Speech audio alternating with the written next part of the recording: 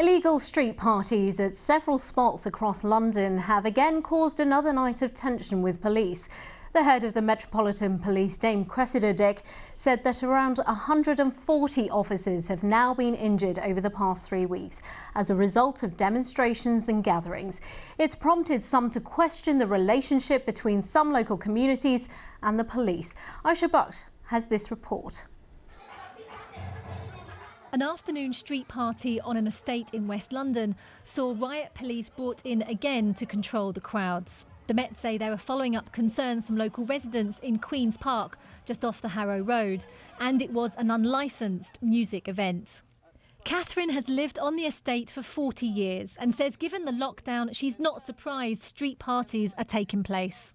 I couldn't hear any trouble or see any trouble, and everything was in this place this morning apart from the rubbish.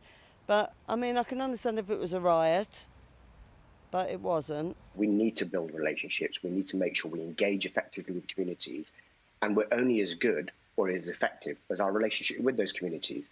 So we're not going to rest our way out of situations like this. But what I can be clear about is if these situations do descend into chaos and violence and disorder, which is completely unacceptable, we will take a much more thorough and a robust position. The police say they're also enforcing coronavirus laws and everyone is expected to comply for the sake of their own health and others. But for some, there's a disparity in how these laws are being applied. All sorts of people have been having barbecues, and I think, for example, they showed a white female who had a lockdown barbecue with several of her friends. Several of them caught the virus. She was non-repentant. Police and politicians should give equal attention to everyone, whether they're in Brixton, Notting Hill, Bournemouth or Durham.